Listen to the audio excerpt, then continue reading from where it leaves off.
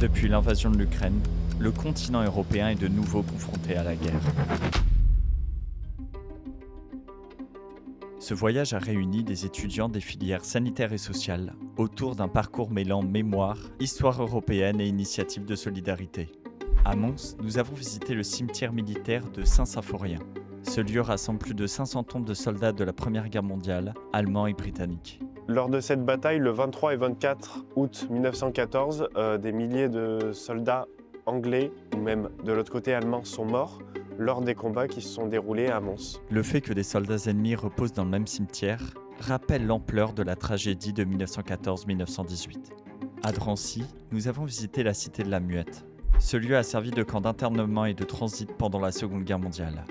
Ce qui m'a le plus marqué, c'était le wagon qui était exposé à l'extérieur à côté du musée du mémorial de la Shoah. Parce que c'est quelque chose qui a marqué l'histoire et qui reste avec la douleur des personnes qui ont vécu ce moment de cette histoire. Environ 63 000 juifs sont partis de Drancy vers les camps de la mort, principalement vers Auschwitz-Birkenau. Très peu sont revenus. Cette déportation s'est faite avec la collaboration du régime de Vichy et de l'administration française.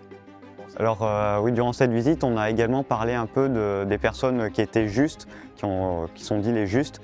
Et effectivement, je retiens quand même que malgré l'enfer qu'ont vécu ces gens et malgré la collaboration de la France vis-à-vis de ces personnes, on peut quand même également se rappeler de ces personnes-là qui, par leur courage, ont pu en quelque sorte sauver certaines personnes de ce camp de rétention.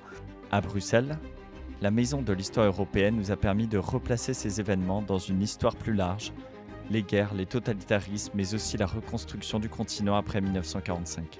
On oublie trop souvent ce qui s'est passé, par exemple, lors de la Seconde Guerre mondiale, où on a des millions de personnes qui sont mortes à cause d'un personnage dont tout le monde connaît le nom.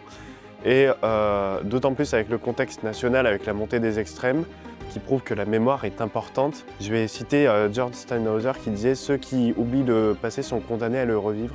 Le voyage nous a aussi conduit à Molenbeek. Nous y avons découvert des initiatives locales autour de la solidarité, de la réinsertion et du développement durable. Cela permettait de voir une autre image du quartier, loin des clichés auxquels il est parfois réduit. Enfin, le parcours s'est terminé à Expérience Europe dans le quartier européen de Bruxelles. À travers des écrans interactifs, des jeux et des cases de réalité virtuelle, les élèves ont découvert le fonctionnement de l'Union européenne et de ses institutions.